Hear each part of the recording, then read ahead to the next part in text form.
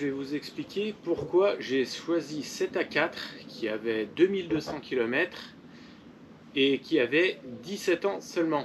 Malgré un passé un petit peu douteux et un petit peu flou, je vais vous expliquer pourquoi j'ai choisi cette voiture. Alors, il y a d'autres vidéos qui ont été faites déjà sur le véhicule.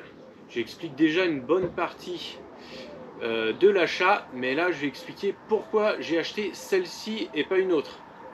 Alors déjà, il y a principalement la configuration. Je vais vous montrer ça. Donc configuration, alors c'est pas que je suis un fan de gris, je voulais pas spécialement du gris, mais c'est surtout l'intérieur qui m'a fait craquer. Alors je vais vous montrer ça. Alors extérieurement, c'est la couleur gris dauphin. Bon, ça reste du gris, hein. Du gris avec des reflets gris. Il n'y a pas vraiment de couleur là-dedans. C'est pas très original. C'est une couleur qui est assez répandue. L'intérieur, c'est un intérieur cuir buffle avec des sièges standards. C'est pas des sièges baquets. Alors je ne sais pas combien il y avait de sièges différents. En tout cas, c'est des sièges classiques. Et ce qui m'a fait craquer, c'est l'installation téléphone. Alors ça, c'est super. Donc il y avait bien le téléphone à l'origine dans cette voiture. Bon, je déconne, j'ai pas acheté la voiture parce qu'il y a un téléphone. Surtout que, en réalité, je m'en sers pas.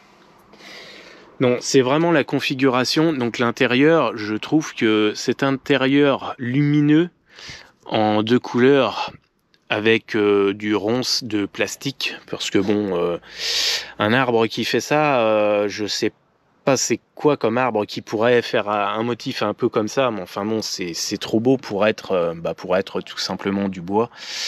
Donc tous ces éléments, c'est du plastique comme d'habitude, mais l'état de la voiture, alors sur l'annonce, j'ai envie de dire comme d'habitude, c'était écrit état absolument neuf,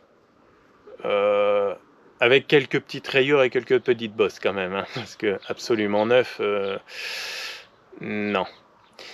En réalité, pour une voiture qui avait seulement 2000 km, l'état était plutôt lamentable, mais par contre, pour un TDI qui avait 17 ans, c'est quand même difficile de trouver mieux. À part quelques petites rayures et quelques petites bosses, le véhicule présentait quand même très très bien. Donc il a été stocké dans plus ou moins de mauvaises conditions pendant 13 ans environ. Et il aurait roulé à peu près 4-5 ans. Bon, le passé, on ne le sait pas du tout, puisque je l'explique déjà dans une autre vidéo. Alors, moi personnellement, j'ai vraiment craqué pour cet intérieur. Donc intérieur clair, lumineux. Par contre, salissant, j'avoue. C'est vrai que tout ce qui est panneau de porte, dès qu'on a les mains sales, faut surtout pas faire de mécanique, parce que sinon on met de la merde partout et puis ça se voit tout de suite. Même les sièges, je pense qu'on est quand même mieux avec des sièges noirs, mais je dirais que pour une voiture pour voyager, c'est quand même beaucoup mieux d'avoir des sièges et un intérieur clair. C'est lumineux, c'est pas triste. Alors voilà pourquoi j'ai craqué, c'est vraiment la config. Après, sachant que c'était une voiture qui n'avait que 2000 km, eh bien, moi je savais très bien où j'allais, dans le sens où je connais très bien les moteurs TDI, puisque j'ai fait 430 000 km avec des moteurs TDI. Donc je commence à les connaître un petit peu, je sais ce que ça consomme. Avec celle-ci, je suis à environ 4 litres au 100. Alors je fais de l'éco-conduite, hein, je respecte les limitations, je tiens à pas me faire flasher tous les jours. Qu'est-ce qu'on a d'intéressant aussi sur cette voiture? Donc quand je l'ai acheté, j'avais 4 pneus neufs. Alors j'avais constaté aussi que les freins étaient comme neufs. Alors je ne savais pas s'ils étaient neufs ou s'ils avaient 2000 km. Je pense que tout a été remplacé, étrier, plaquettes et disques. Je pense que tout était neuf, parce que quand je suis allé voir le véhicule, je me suis dit, bah oui, en effet, 2000 km, ça se voit, on dirait que c'est neuf. Évidemment, on dirait que c'est neuf parce que c'était neuf. Donc aujourd'hui, c'est encore en bel état. Donc c'est entre guillemets la première monte pneumatique, si on ne compte pas les pneus qui n'ont fait que 2000 km. J'avoue, les étriers ont vraiment changé d'allure. Bon, ils sont pas très propres, mais ils sont à peu près propres. Bon, ils se sont un petit peu ternis, un petit peu salis. Les jantes, état neuf. Alors pour une voiture qui a 2000 bornes, évidemment. Mais j'ai pas trop frotté de trottoir depuis. Alors là, les pneus sont à mi-usure. Donc ces pneus-là ont été montés il y a maintenant 4-5 ans, je sais plus. Oui, 5 ans. Ils ont environ 27 000 km à la louche. Donc ils ont été montés en... les pneus sont de 2019. Alors, ce qui était intéressant de voir aussi sur le véhicule, c'est que la face avant est absolument comme neuve. Bon, bien sûr, on avait peut-être un ou deux petits impacts de gravier, mais vraiment rien du tout. Là, j'en ai observé un gros. Alors ça, j'imagine que c'est moi, en 27 000 km, c'est un petit peu normal. On peut avoir un ou deux impacts. Les phares, alors ça, j'avais vraiment bien regardé, parce que l'état des phares, ça en dit quand même assez long. Alors les phares sont vraiment impeccables et... bizarrement, la voiture n'a peut-être pas dormi toute sa vie dans un garage, mais enfin, les phares vraiment sont impeccables. Pour moi, ils ne sont pas restaurés. Ils n'ont pas été revernis, parce que ça aurait pu, mais les phares sont quand même vraiment impeccables et apparemment pas restaurés. Et je pense qu'ils sont d'origine, parce que quand j'ai acheté le véhicule, ils étaient impeccables, mais on voyait aussi qu'ils n'étaient pas neufs. Alors si on regarde bien, on voit des petits défauts et on voit qu'ils sont légèrement craquelés. Donc, alors c'était déjà le cas il y a quelques années quand j'avais acheté la voiture. J'avais vu que les phares étaient nickel, mais pas neufs.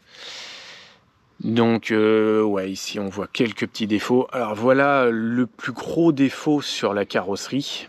Cette rayure-là, d'ailleurs je m'en suis pas occupé, mais un jour il va falloir, parce que bon, je pourrais faire une petite retouche, même au pire si je mets un petit coup de noir, mais là c'est vrai que ça se voit vraiment beaucoup.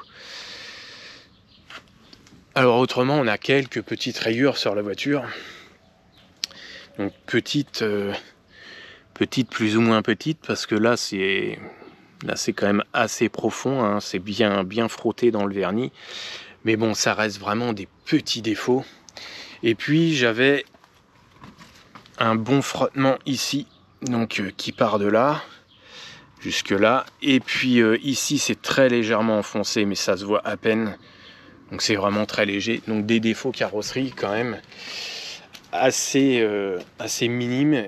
Et on va pas dire état absolument neuf, mais moi j'aurais plutôt dit état proche du neuf, ou plutôt très proche du neuf dans l'annonce. Alors ensuite, la motorisation, puisque oui, on va peut-être quand même parler un peu de la motorisation.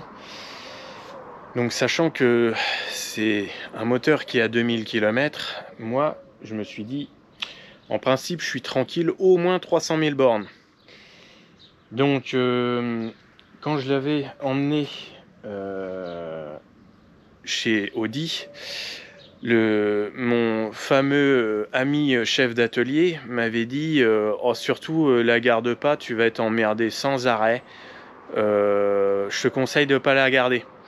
Bah ça fait 5 ans, à vrai dire, j'ai rien eu, à part des voyants qui s'allument, mais bon ça c'est comme sur toutes les voitures un petit peu anciennes. Sachant que c'est une voiture qui a quand même 22 ans, faut pas s'attendre non plus à ce que tout reste neuf. Tout va s'user, et puis même un jour, je me doute, les amortisseurs vont peut-être finir par abandonner. Alors je sais pas tout ce qui a été fait sur la voiture, malheureusement. Peut-être les amortisseurs, tout est d'origine. Peut-être ils ont été remplacés. De toute façon, entre des amortisseurs qui ont 200 km et 2000 km, j'aurais pas vu la différence. Donc surtout que la voiture avait été nettoyée quand même assez sérieusement dans le sens où le professionnel a essayé de camoufler le passé un peu foireux du véhicule, puisqu'il serait resté 13 ans sans rouler.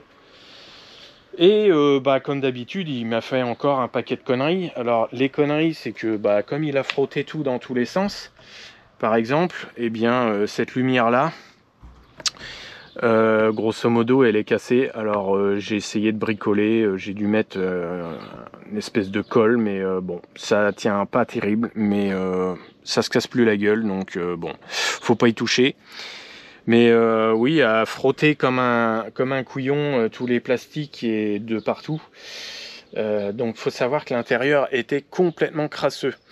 Alors je sais pas avec quoi il a nettoyé, mais en tout cas à ce niveau-là, c'est sûr qu'il a bossé pour rendre le véhicule présentable, parce qu'il n'était pas du tout présentable. Alors moi je m'en suis pas spécialement rendu compte parce que j'ai pas spécialement fait attention au nettoyage, et surtout bon, comme le véhicule était en cours de nettoyage, je me suis dit bon, on va pas passer son temps à chercher la poussière. Mais là où on voit vraiment que la voiture était dégueulasse, c'est sous les panneaux de porte. Donc là-dessous on peut voir que c'est encore resté un petit peu taché. Donc ça n'a pas été super bien nettoyé. Et j'imagine que ça doit avoir tendance à s'encrasser.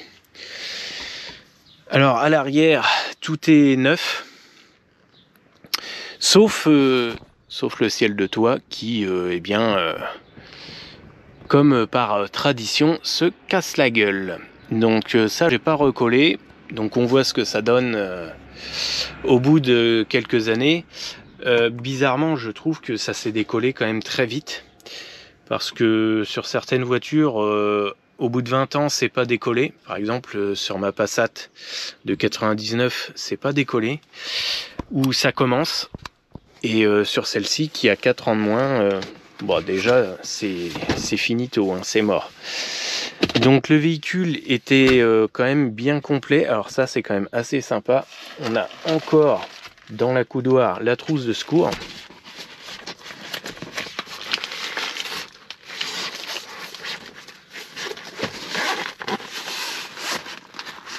Alors on voit que c'est une voiture qui n'a pas spécialement servi, et elle n'a pas été plumée. Donc on a rouleau de scotch, des compresses, bref, un petit peu tout le nécessaire. Alors en cas d'accident, je sais pas accident, mais bref, on va dire ça peut servir. On n'y pense pas souvent, je pense. Je sais même pas si sur les voitures actuelles on a encore tout ce genre d'équipement. Est-ce qu'ils nous mettent encore ça dans une voiture neuve? Je me le demande. Peut-être que ça n'existe même plus. Sachant que maintenant on a des téléphones portables pour appeler les secours. Donc tout ce qui est tapis, tout est comme neuf. Donc les tapis, ça j'avais quand même jeté un œil. Et grosso modo, c'est pas compliqué. J'ai acheté une voiture neuve, mais qui n'avait que 2000 km au compteur, ou qui avait déjà 2000 km au compteur. Et voiture neuve, mais tout de même âgée de 17 ans. Alors à l'arrière, c'est pareil, hein. Disque, plaquettes, étrier, tout était comme neuf. Les jantes, comme on peut le voir, impeccable. Alors ça s'encrasse un petit peu parce que comme c'est une sorte de moquette, la voiture est relativement propre, mais la moquette s'encrasse assez facilement. Mais sinon, tout est impeccable, tout est propre. Donc à l'arrière, je pense qu'il n'y a jamais eu personne, ou quasiment. Il n'y a pas de traces d'utilisation. Les seules traces d'utilisation, c'était vraiment ici. Alors ça a été nettoyé, et le soft touch, parce qu'il y avait du soft touch, apparemment ici ça colle, mais non, ici il n'y en a pas. C'est bizarre parce que pourtant c'est extrêmement collant. Mais ici, ça a été enlevé et bizarrement, on trouve du soft touch même ici. Alors là, je l'ai carrément enlevé. Il suffit de frotter juste avec le doigt et ça s'en va, ça tient même plus. Donc on avait quelques traces d'utilisation sur le véhicule. Alors ici, il n'y avait pas grand chose. Le seul truc dégueulasse, mais vraiment qui faisait dégueulasse. Alors le truc dégueulasse, c'est ce bouton là. Donc il y a vraiment que ça. Ça a été repeinturé en noir. Je sais pas trop comment. Peut-être avec un coup de bombe ou un pinceau. Je sais pas ce qu'ils ont chatouillé. Donc j'imagine que c'était un bouton recouvert avec du soft touch. Et à force d'appuyer dessus, c'est devenu dégueulasse. Là-dessus, ouais, ça fait un peu bizarre.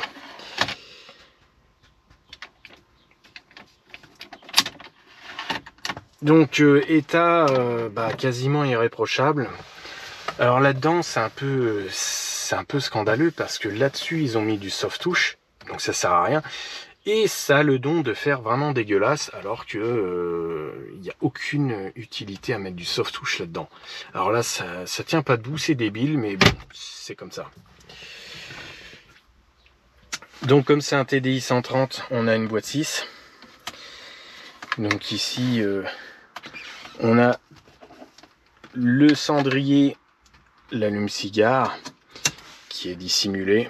Alors ça fait un peu gadget, mais bon, l'allume-cigare est dissimulé. On a des vides-poches qui sont pas très grands. On peut juste mettre des bouteilles de 50 centilitres et encore, faut que ça passe. On a l'accoudoir central donc qu'on peut relever. On a des petits rangements ici. Alors ça c'est parce que j'ai démonté un petit peu sur le véhicule pour voir le moteur.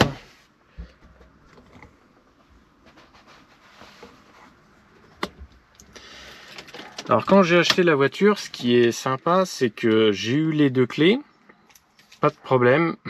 Sauf que bon, comme d'habitude, il y a une clé qui fonctionne et puis l'autre clé qui ne fonctionne pas, puisque la pile est morte. Mais bon, ça c'est comme d'habitude.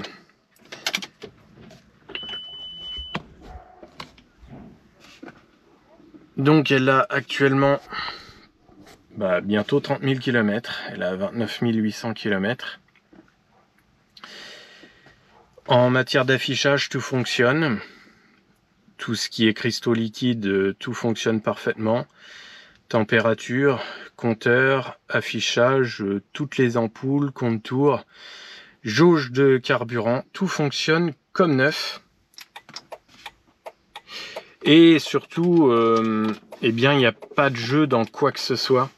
Donc par exemple, levier de vitesse, on a un jeu qui est tout à fait normal de quelques millimètres, mais c'est parce que je pousse dessus, parce que à vrai dire, il n'y a pas réellement de jeu, hein, c'est vraiment dans toute la mécanique, mais le levier ne bouge pas trop. Bizarrement, quand on conduit, le levier a tendance à remuer un petit peu, mais enfin, c'est pas une catastrophe. La boîte me semble moins bien et beaucoup moins agréable que dans la Passat. Donc dans la Passat, c'est seulement une boîte 5. Cette boîte est moins agréable, elle est beaucoup moins douce, elle est plus ferme. Précise, non, elle n'est pas plus précise. Ça se ressemble un petit peu, mais elle est moins agréable à manier. Et autrement, bon, les rapports passent très bien, mais c'est pas un régal de douceur comme dans la Passat. Bizarrement, il y a une très très grosse différence au niveau du maniement du levier de vitesse. On est beaucoup mieux dans la Passat. Donc là-haut, on a des poignées avec un système à revenu relativement lent. Miroir de courtoisie. Là-haut, c'est pareil, tout fonctionne.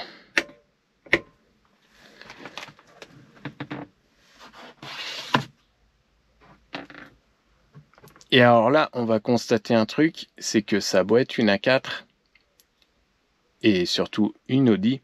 eh bien, on n'a pas d'éclairage spéciaux pour les miroirs de courtoisie.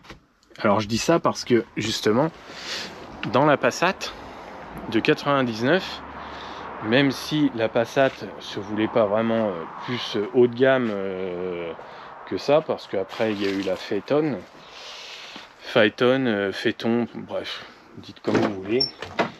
Et dans la Passat, on avait des miroirs de courtoisie éclairés avec une petite loupiote. Bon, apparemment il faut le contact pour que ça fonctionne, mais on avait vraiment un miroir de courtoisie et éclairé, alors que là, eh bien, on n'a pas cette petite lumière. Petite différence de gamme, parce que l'A4 c'était entre guillemets le bas de gamme en matière de berline, mais ça reste une Audi, et je vais vous le montrer pourquoi. Parce que même si ok, y a des petites différences comme ça qui peuvent sembler un peu bizarres, quelque part les deux marques ont voulu faire deux voitures assez différentes, avec un paquet de détails qui font que on n'a pas refait la même. Alors dans la Passat, les panneaux de porte sont très similaires, mais ça semble un peu plus luxueux. Bizarrement, même si les vides-poches eh bien, sont pas foutus pareil, et même si ça se ressemble, on sent que l'Audi a reçu quelques petites attentions. Par contre, ça s'avère moins pratique quelque part à l'usage. Là où on voit que c'est une Audi et pas une Volkswagen, c'est au niveau des sièges. Alors curieusement, on a des sièges full cuir.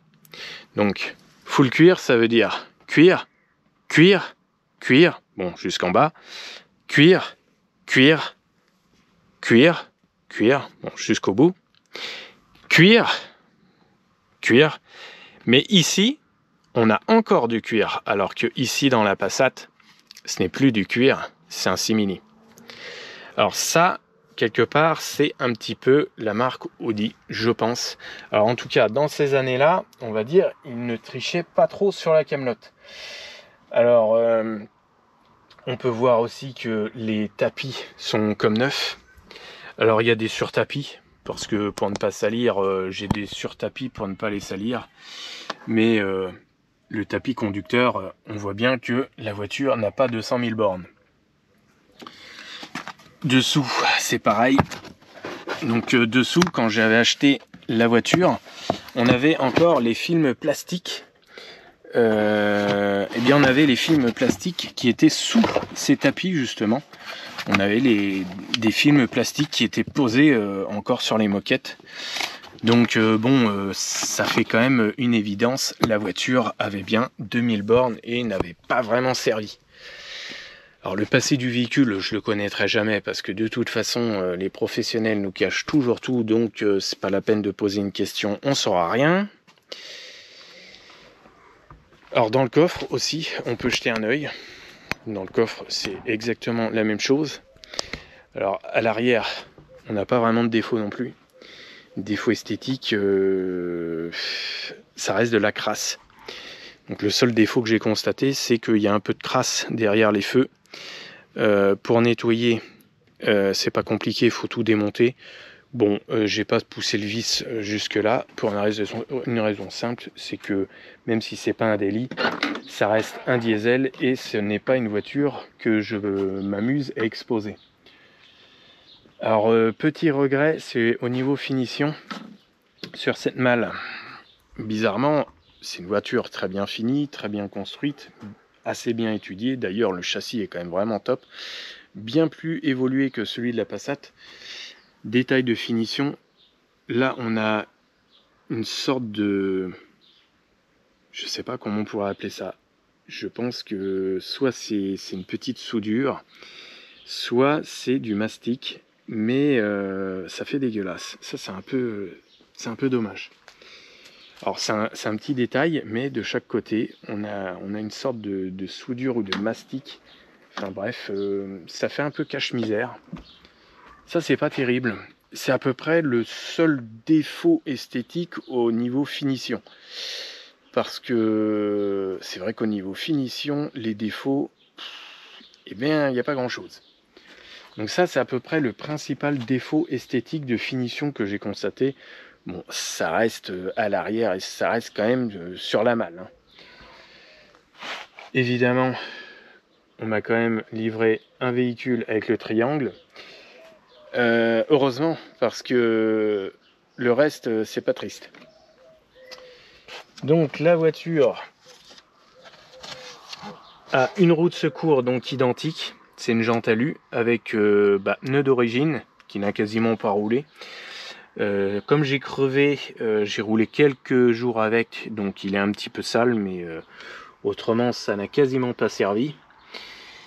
Ce que j'ai ajouté, c'est que quand j'ai acheté le véhicule chez le professionnel, le pneu était complètement à plat. Heureusement que j'ai pas crevé, parce que oui, on n'y pense pas toujours, mais quand on va faire un long trajet et qu'on va acheter une voiture, vaut mieux constater que le pneu est gonflé. Là, il n'est pas encore trop dégonflé.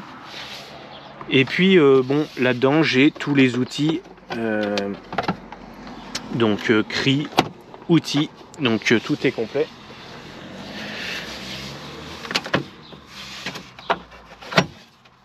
Bon, à ce niveau-là, j'ai pas été trop volé. Les outils sont là et ils n'ont pas disparu.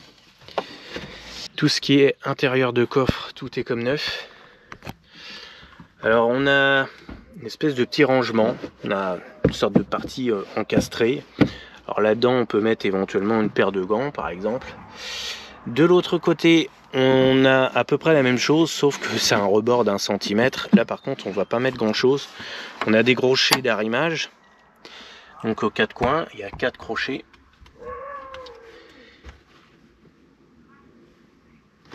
Ici on a une ventilation, pareil de l'autre côté, banquette rabattable 2 tiers, 1 tiers.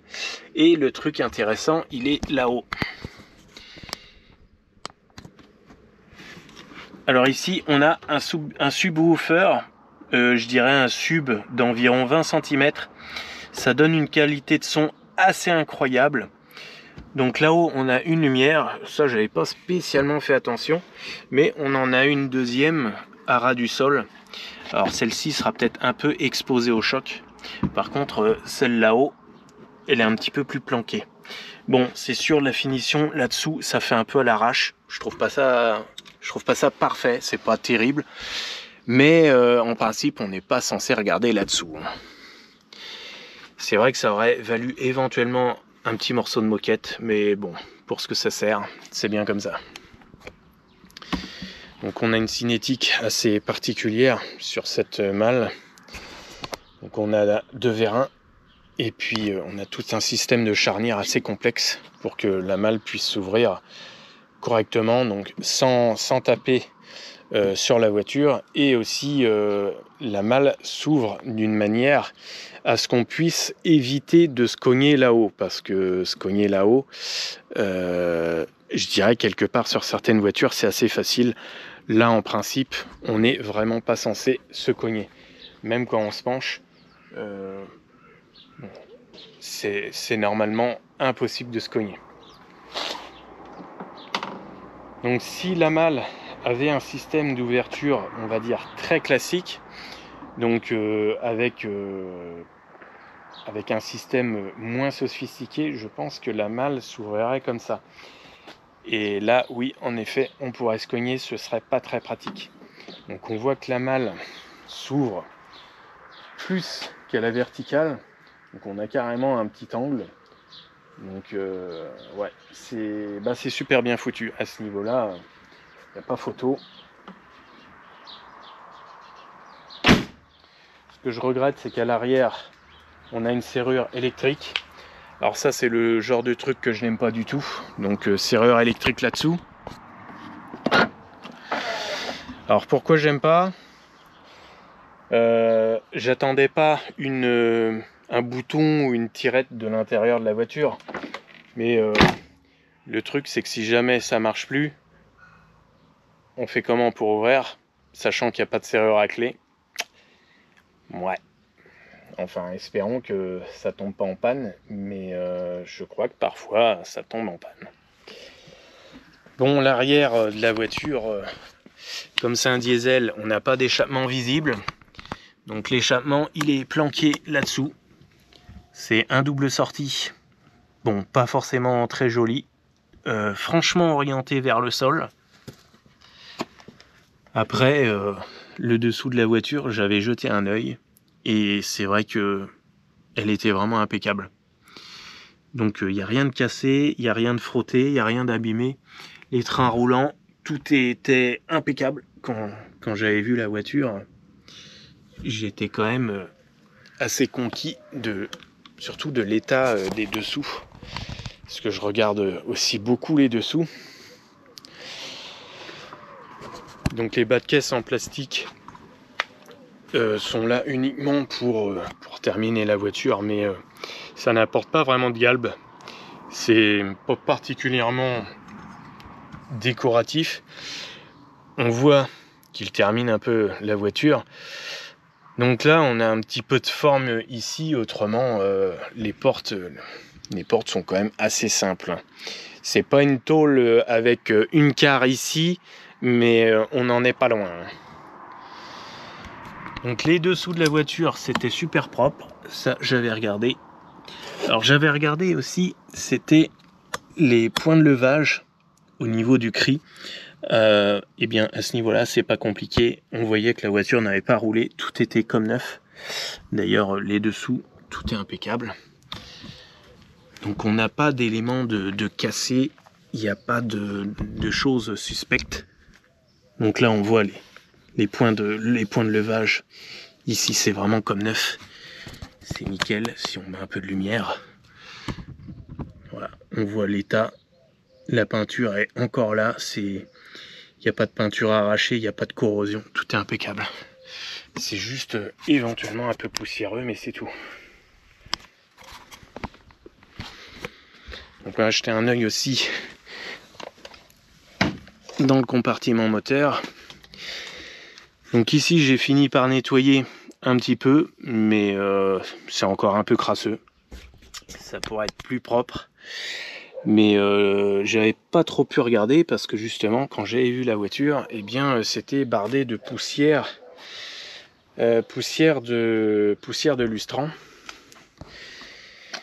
Donc tout tombe bien sous la main sur cette bagnole. C'est quand même pas mal. J'ai fait des longs trajets. Alors c'est pas hyper confortable. Je pense que il y a mieux. Il y a mieux pour une raison simple. C'est une A4. C'est pas une A6 ni une A8. Donc l'empattement n'est pas particulièrement long. J'ai une voiture qui fait dans les 4,40 m environ en longueur. Je dis environ parce que c'est peut-être 4,45 ou 4,50, enfin bref, c'est pas très important. Alors ce que j'aimais bien sur cette série d'A4, même si quelque part j'aurais préféré une B6 en avant, j'adore, c'est ce capot. Alors capot qui je pense coûte une blinde et coûtait certainement une blinde à fabriquer. C'est peut-être pour ça qu'aussi ils ont un peu réfléchi, ils se sont dit on va arrêter de faire des capots qui intègrent la calandre comme ça parce que ça coûte trop cher, c'est compliqué et en plus qu'est-ce qu'on gagne avec des capots aussi beaux? Les clients ils s'en foutent. Alors quand on lève le capot, ça ressemble plus à grand chose parce qu'il reste que les phares, ça fait un peu bizarre. J'ai enlevé le cache sur le moteur pour y voir un petit peu mieux. C'est surtout que j'ai contrôlé la distrie. Donc distrie qui a été remplacée lors de l'achat, ça c'est sûr. Enfin un petit peu avant, hein, peut-être quelques semaines avant. Il y a du démontage sur les boulons de cache distrie parce que les joints des injecteurs ont été remplacés. Alors déjà, je rappelle que tout ça c'est déjà dans une vidéo, hein, une vidéo précédente. Je remercie la concession Audi de m'avoir paumé mon cache batterie parce que ça fait vraiment dégueulasse. Ça c'est un truc que j'adore. Autrement j'ai tous les caches. Les caches ils sont là. Donc on a un cache assez classique.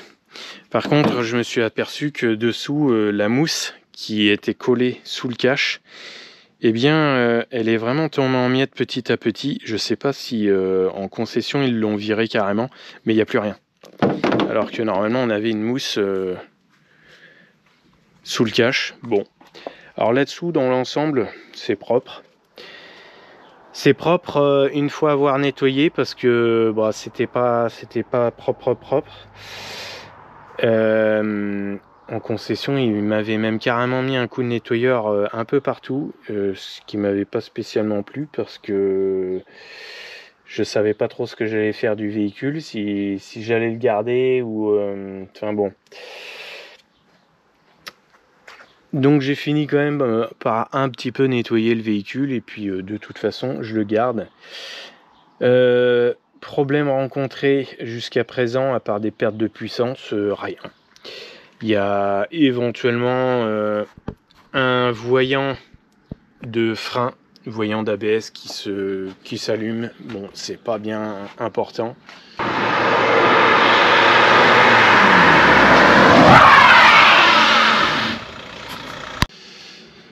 Il y a juste une étiquette ici pour la distrie. Mais date, voilà, c'est... Ouais, elle n'a pas dû rouler beaucoup parce que si vraiment ils l'ont faite à 2180, moi j'ai acheté la voiture à 2200. Donc je pense que la courroie n'avait même pas 100 bornes. Ça c'est clair. Bon, grosso modo, la voiture a été déplacée mais elle n'a jamais roulé. Elle n'a jamais roulé parce que, ça je l'ai su un peu trop tard, le vendeur m'avait dit les pneus étaient carrés alors je les ai remplacés. Ouais. Enfin, aujourd'hui, est-ce que je regrette d'avoir acheté cette voiture? Eh bien, pas du tout. Alors, d'une part, je ne regrette pas. Je regrette juste que le vendeur m'ait pas dit la vérité sur le passé du véhicule, c'est tout. Mais autrement, j'en suis très content. Et surtout, au niveau tenue de route, la différence avec cette Passat, elle est énorme. Elle n'est pas un tout petit peu, non, c'est vraiment énorme. La Passat a tendance à se vautrer un petit peu, c'est un peu souple en suspension. Par contre, au niveau confort, possible que la Passat soit plus confortable, mais comme c'est une version break et une version longue, possible que ce soit pour ça. Après, c'est tellement souple et ça se vautre tellement dans les ronds-points, ça donne pas envie d'attaquer. Déjà, la grosse différence, même s'il n'y a que 4 ans de différence entre la Passat et la 4, donc la 4 est de 2003, c'est sorti en 2000, je sais plus, 2002 ou 2003, je sais plus. C'est pas très important, mais cette A4 est vraiment top au niveau châssis. Ça fait beaucoup plus moderne, ça ne se vautre pas, ça donne même envie d'adopter une conduite beaucoup plus sportive. Alors c'est pas un RS ni une ES, mais j'imagine qu'un RS4 ou une ES4, ça doit être quand même assez fabuleux. Déjà avec une transmission intégrale, ça doit être quand même du sérieux. Alors c'est pas hyper bien chaussé dans le sens où les pneus, c'est seulement, j'ai envie de dire, seulement du 215 55 16. Alors 215, les pneus sont assez larges. Par contre, je trouve qu'ils sont un petit peu hauts. Donc comme ils sont un petit peu hauts, la voiture a tendance à bouger. Donc à haute vitesse. Je précise bien à haute vitesse, pas à 80 km/h. Mais il y a peut-être aussi un manque d'appui aérodynamique à l'arrière. C'est pour ça que les versions sportives ont un petit semblant de béquet d'apposer à l'arrière. C'est vrai que je pense que ici il y a quand même mieux à faire. Il manque un petit appui aérodynamique, enfin à mes yeux. Après c'est vrai que le dessous du véhicule n'est pas traité comme une voiture de sport et je pense que le flux d'air est moyennement guidé. Bon, donc je sais pas s'il y avait vraiment grand chose. Je pense qu'en option on pouvait avoir des jantes de 17 à vérifier. Il y avait peut-être moyen d'avoir du 17 en 50 peut-être. En tout cas, ces jantes-là sont assez sympathiques, mais les pneus, non. Je dirais que c'est vraiment juste des pneus pour rouler, mais pas pour rouler vite. Donc sur Autobahn, pour donner une idée, à 200 km/h, on sent que la voiture n'est pas stable. Ça ne veut pas dire qu'elle ne tient pas la route, mais autant à 120, 140, tout se passe bien, on n'a pas peur. Arrivé à 200 dans les courbes, on sent que voilà, c'est une berline standard et non une voiture de sport. Par exemple, une véritable sportive ne donnera pas du tout les mêmes sensations. Alors ça, c'est principalement dû aux pneus, déjà des pneus qui ne sont pas en taille basse. Il y a les suspensions, après il y a les appuis aérodynamiques. Donc c'est pas une voiture de sport, il n'y a aucun appui aérodynamique particulier. Et c'est une voiture qui est assez haute en plus de ça. Et c'est des suspensions standards, donc des suspensions qui privilégient le confort. Donc c'est pas une voiture surbaissée avec des suspensions fermes. Donc ça flotte un petit peu à très haute vitesse. Alors à l'avant, l'éclairage, je dirais que c'est bien, c'est pas fabuleux, donc c'est pas des phares au xénon, mais ça éclaire, je trouve, très bien. Sachant que les phares de la Passat sont un petit peu brouillés, j'aurais tendance à dire que la Passat éclaire un tout petit peu moins bien, et même avec des phares, on va dire, en bel état. Signature lumineuse inexistante, hein, on a tout simplement des clignotants à l'ancienne avec des ampoules orange. C'est pas spécialement moderne. Les anti-brouillards, c'est comme d'habitude, hein, ça ne sert pas à grand chose. On a un rappel de la calandre. Alors c'était pas encore les single frame, puisque les single frame, on avait la calandre qui remontait là. C'est marrant parce que tout compte fait, ils ont juste changé un détail et ils en ont fait tout un pataquès, ou plutôt on a été admiratif alors que franchement c'est juste un détail, la calandre qui remonte. Et là-dessous, on y voit quelque chose parce que j'ai enlevé le cache et je ne l'ai pas remis. Donc dessous, on est obligé d'enlever le cache pour faire une vidange. C'est pas pratique parce qu'il y a un peu de boulot, mais bon, il suffit de prendre un petit peu son temps et on va dire, on met une demi-heure de plus, mais on y arrive facilement. Ensuite, on a un deuxième morceau de plastique et celui-ci est pas très bien fixé. Donc il est préférable de remettre le premier cache pour éviter qu'il bouge de trop.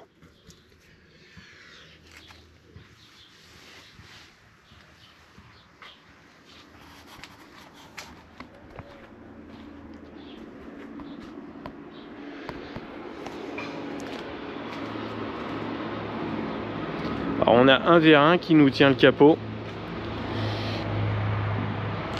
Bon, je ne l'ai pas précisé, mais sachant que ce n'est pas une sportive, loin de là, toute la voiture est en acier. On n'a pas d'éléments en aluminium. Donc capot acier. D'ailleurs, paradoxalement, on a un capot en acier, mais on n'a qu'un seul vérin. Allez donc y comprendre quelque chose. Cela dit, il est ici et non placé vraiment près du pare-brise. Donc j'espère qu'il ne force pas trop. Alors après, eh bien que dire, à part que j'en suis content parce que c'est un véhicule moderne quelque part, et pas trop de moderne parce que je ne voulais pas d'un véhicule bardé de boutons, de trucs, de machins. À l'intérieur, comme on a pu le voir, il n'y a rien de particulier. Il n'y a pas de GPS. À part, je dirais, le téléphone, il n'y a rien de spécial dans le véhicule. Il y a uniquement des commandes de base. Il n'y a même pas de volant multifonction. Donc c'est une voiture qui me correspond parfaitement dans le sens où je ne voulais pas avoir un véhicule compliqué à découvrir. Et aussi, je ne voulais pas un véhicule qui demande plusieurs heures de réadaptation parce qu'il y a plein de boutons, il y a plein de commandes, il y a plein de fonctions. On va voir un petit peu ce que ça donne, la sonorité de ce 4 cylindres TDI. 1,9 litre, 130 chevaux, 8 soupapes seulement. Gros turbo, mais il est connu aussi que ces 4 cylindres ont tendance à bien claquer à froid, et ce n'est pas faux.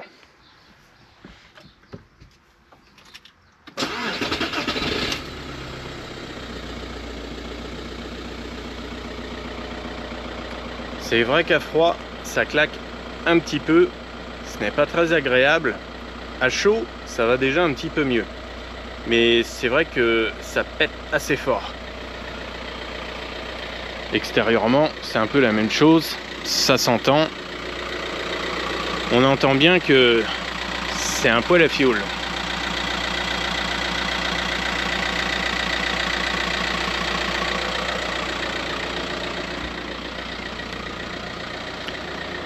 À l'arrière par contre on n'entend pas grand chose, donc l'échappement est juste ici derrière le pare-choc et il n'y a pas de bruit vraiment qui sort de l'arrière, c'est principalement de l'air, mais il n'y a pas réellement de bruit qui sort de l'arrière, qui provient de l'arrière, c'est vraiment un claquement qui vient de l'avant de la voiture.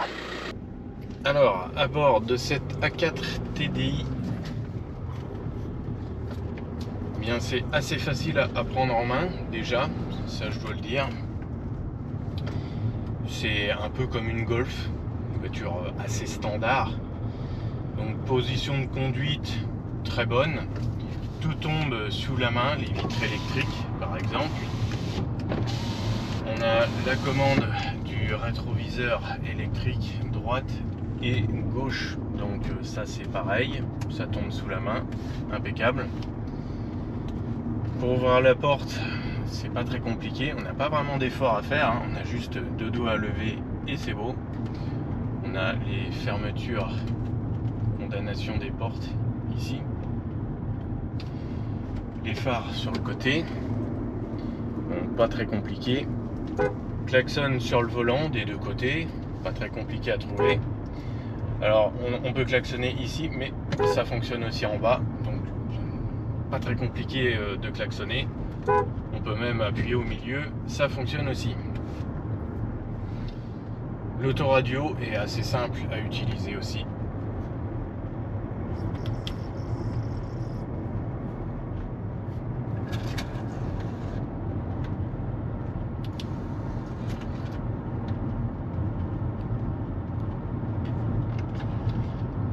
On a un porte-pièces, range-pièces en haut.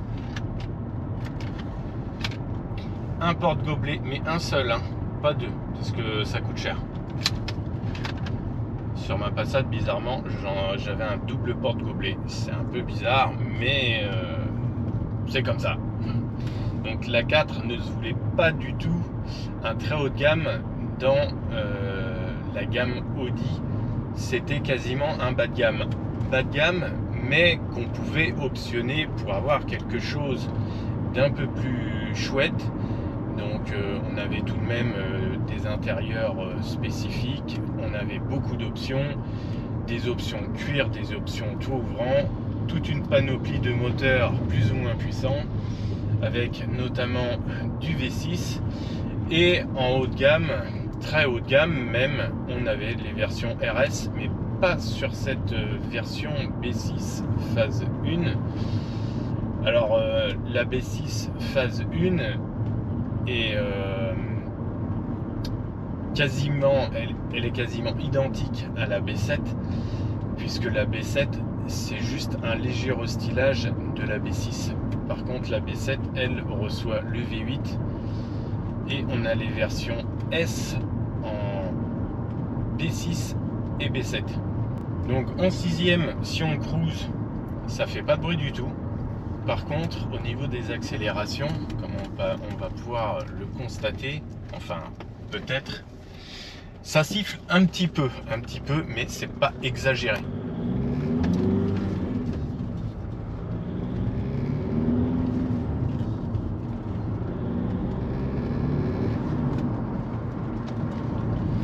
Donc à chaque fois, on a un petit sifflement, ça nous fait penser que on conduit une voiture assez puissante.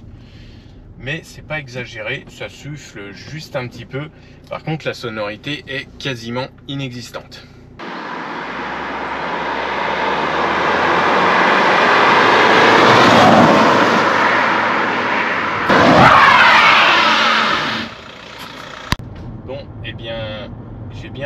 l'ABS et on peut constater sur cette image que l'ABS ne fonctionne pas.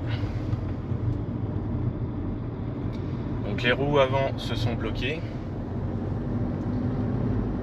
On a eu le droit même à une petite fumée et une petite trace noire sur la route. Donc j'avais jamais particulièrement testé un très gros freinage.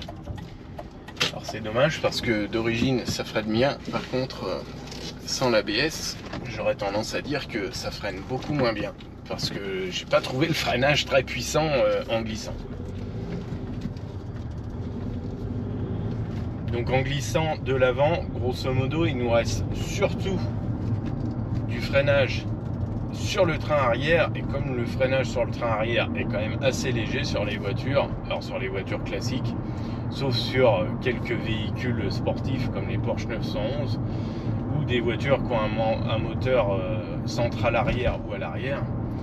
Mais en tout cas, sur une traction avec un moteur avant, on a quand même beaucoup de freinage sur l'avant et peu de freinage sur l'arrière. Donc là, autant dire que la voiture ne freine pas terrible. Elle freine fort jusqu'à ce qu'on bloque les roues, mais à partir du moment où on bloque les roues, ça freine quand même très très peu. Alors les pneus aussi. Les pneus, je dois dire que c'est du Firestone et je pense que ce n'est pas du tout une référence. Alors c'est une boîte 6 assez agréable à manier, donc les rapports passent assez facilement, on ne peut pas critiquer. C'est vrai qu'on a tendance à changer de rapport un peu sans arrêt, mais ça c'est parce que c'est un diesel, alors c'est un peu normal. On passe les rapports tous les 10 ou 20 km à l'heure, c'est vrai que ça fait beaucoup de changements de rapport, mais on peut aussi sauter des rapports.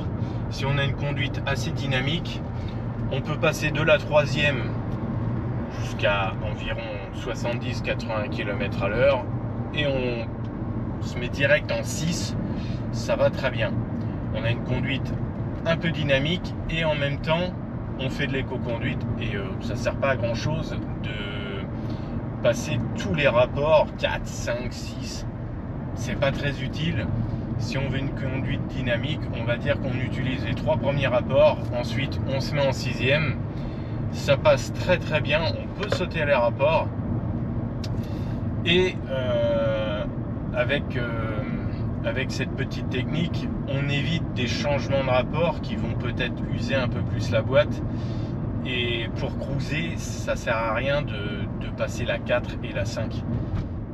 Donc la 4 et la 5, comme dans le cas présent là tout de suite, on va s'en servir pour monter les côtes parce que en 6e on peut pas trop monter les côtes à bas régime puisqu'on a du couple qui arrive principalement à 1400 tours.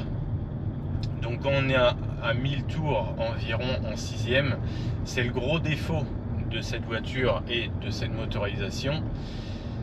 À 1000 tours, c'est zéro, on n'a pas de puissance, pas de couple, rien du tout et on est vraiment obligé de jouer avec la boîte. Donc à 50 km à l'heure on n'a pas du tout de pêche. Boîte très longue, donc qui privilégie les consommations. Là on passe sur un Dodan.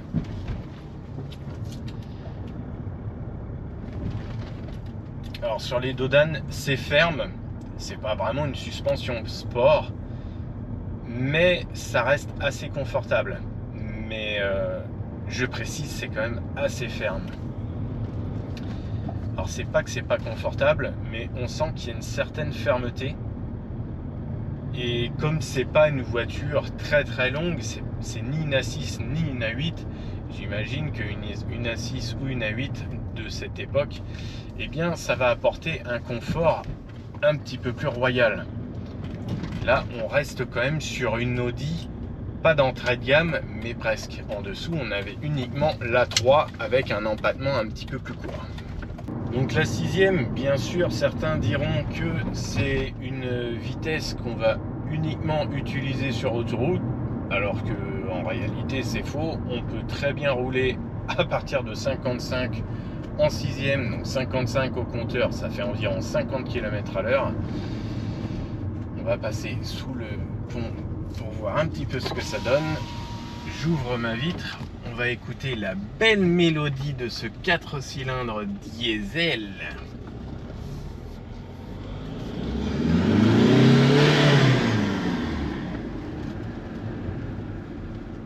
Alors c'est pas très intéressant, ça c'est sûr, ça reste un diesel et en plus configuration entièrement d'origine. Alors là je fais une petite reprise en troisième.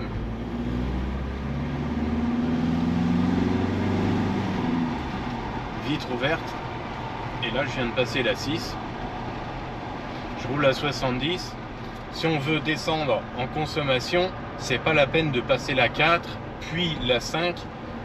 Dès qu'on roule à plus de 55, on peut mettre la 6e. Par contre, si ça monte, on va plutôt passer éventuellement la 4 et la 5, mais dès que le sol est plat, en général en 6e à 55, après elle prend de la vitesse assez facilement. Je précise bien quand le sol est plat, parce que si ça monte, elle n'apprécie pas du tout la plaisanterie. Alors après, tout dépend aussi du style de conduite, du mode de conduite qu'on veut adopter. Si on veut adopter une conduite un peu pressée, bien sûr, on va s'amuser éventuellement à passer tous les rapports, mais on atteint le 80 km/h quand même très rapidement, même si c'est qu'un diesel. En vitesse de pointe au compteur, on peut espérer environ 220 km/h. Donc évidemment, ce ne sera pas en France qu'on fera ça. Soit faut aller sur circuit ou sur autobahn. Alors à l'intérieur, ça reste une voiture très silencieuse, très agréable à vivre, surtout dans cette configuration. Donc l'intérieur est assez lumineux. Je pense que un toit ouvrant n'apportera pas grand chose puisque tout l'intérieur est très clair et très lumineux. Même cette partie de la planche de bord qui est d'une couleur un peu bâtarde parce que c'est ni du gris ni du marron. Certains diront c'est une couleur un peu taupe. L'avantage c'est que ça chauffe peut-être un peu moins que le noir et d'un autre côté ça ne crée pas vraiment de reflets, ça ne dérange pas. Donc c'est ni trop clair ni trop foncé, ça me semble être un bon compromis en matière de couleur. Personnellement, sur le coup, je me suis dit ouais, ça aurait été tout beige, ça aurait peut-être été mieux, mais non. En réalité, quand on a une couleur trop claire sur la partie haute du tableau de bord, ça peut poser des petits reflets avec le soleil. Donc, c'est pas plus mal que ce soit comme ça. On va voir ce que ça donne un peu en conduite sportive. Attention, ça va secouer quand même, hein, il y a du couple.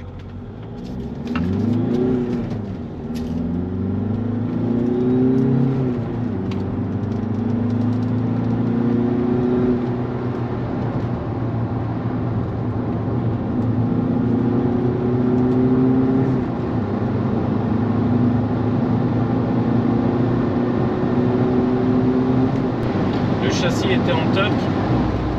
Il peut quand même rouler assez vite sans se faire peur. Donc les passages de rapport se font assez vite, pas dans une vitesse éclair, mais c'est tout à fait acceptable.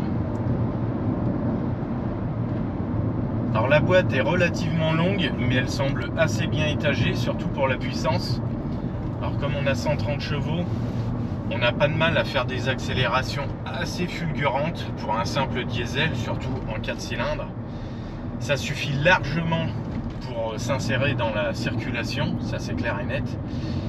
Et ça suffirait pratiquement pour dire que c'est une sportive. Les chronos d'ailleurs ne sont pas ridicules. On est quasiment sur des chronos d'une sportive des années 80. Alors sportive, j'entends sportive par une petite GTI, pas une supercar bien sûr. Mais quand on voit la consommation et les perfs, je pense qu'il était quand même difficile de trouver mieux à l'époque. Même avec le pied lourd, en respectant les limitations, on va tourner à environ 4,5 litres, voire 5 litres de consommation. Si on fait plus, c'est qu'on a tendance à rouler sur des rapports de boîte courts, alors qu'on pourrait tout simplement cruiser en 6. Par exemple, quand on roule à 80 km/h, ça sert à rien de rouler en troisième et en quatrième. Même s'il y a quelques virages, on peut rouler en 6 et le châssis nous permet largement de rouler en sixième et de ne jamais freiner et jamais rétrograder. Il n'y a vraiment que dans les épingles où vraiment là, on va éventuellement rétrograder en 3 ou en 4. Et puis c'est surtout dans les ronds-points où bien sûr là on va tomber sur les rapports les plus courts, donc deuxième et éventuellement troisième. Mais même dans les grands ronds-points, on peut rester en 4 voire en cinquième. Bon, les plus grands ronds-points abordés en 6 à 55, c'est quand même un peu limite. En général, quand on s'amène sur un rond-point, on va plutôt rétrograder en 4. Et puis après, sachant qu'en 4, on a déjà un petit peu de pêche à bas régime, en principe, la quatrième suffit pour prendre les ronds-points assez grands. Les petits, bien sûr, on va plutôt rétrograder en 2. Comme ça nous permet tout de suite d'avoir un bon coup de boost. Donc pour sortir du rond-point et s'il y a quelqu'un qui arrive, au moins, eh bien, si on est un petit peu surpris, on a de la puissance, on a du couple à bas régime. Donc là, je vais faire un ravitaillement. Donc on a pile la moitié du plein. J'ai fait 600 km. Alors la conso, on est à 7 litres 6, mais là c'était en conditions particulières puisque là c'était vraiment un essai.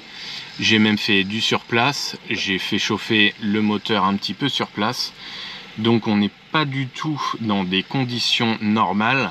En principe, je suis plutôt autour des 3 litres 7 jusqu'à environ 5 litres sur des petits parcours. Donc autonomie, je dirais 1200-1300 km. En général, ça m'affiche 1400 à 1500 km en éco-conduite.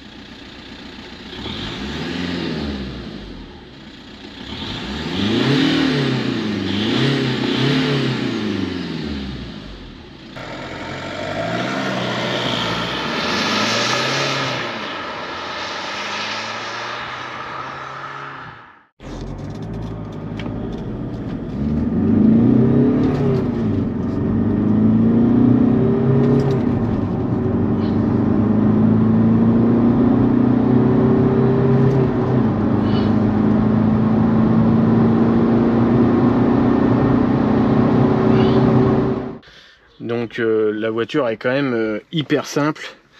Grosso modo, pour résumer, à part la clim, il n'y a rien de spécial.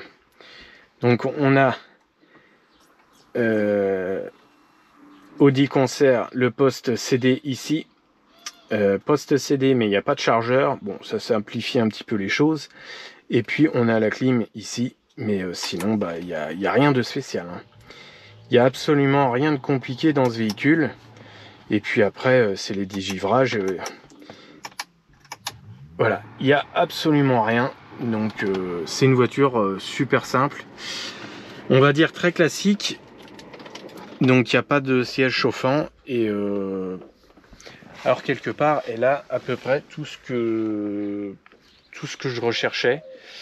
Le seul truc que j'aurais voulu avoir en plus, c'était juste un gros haillon et la version SW, donc pour pouvoir charger un petit peu plus.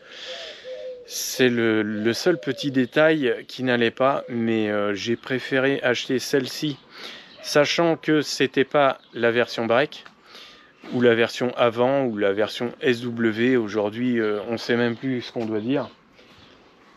Toit ouvrant, oui, il n'y en a pas, mais personnellement, je ne suis pas un grand fan. Et comme j'ai des voitures avec des toits ouvrants, pas besoin d'un toit ouvrant sur celle-ci. Surtout que je suis pas un adepte des cabriolets et des roadsters, même si c'est vrai que j'aime bien ça. Je ne suis pas du tout un grand fan de cabriolet. Donc la question, c'est combien de temps je vais la garder? Eh bien, je pense que tout comme la Passat, je vais l'emmener au bout. Donc aujourd'hui, la Passat a 330 000 km. J'espère encore l'emmener loin. Ma Golf 3 TDI, je l'avais emmenée à 426 000 km, la caisse était totalement pourrie. Le moteur tournait comme une horloge, j'ai dû la virer. Donc c'est à 4. En principe, je la garde encore 20 ou 30 ans, on verra bien. Si vous avez aimé cette vidéo, pensez à mettre un pouce. Ciao!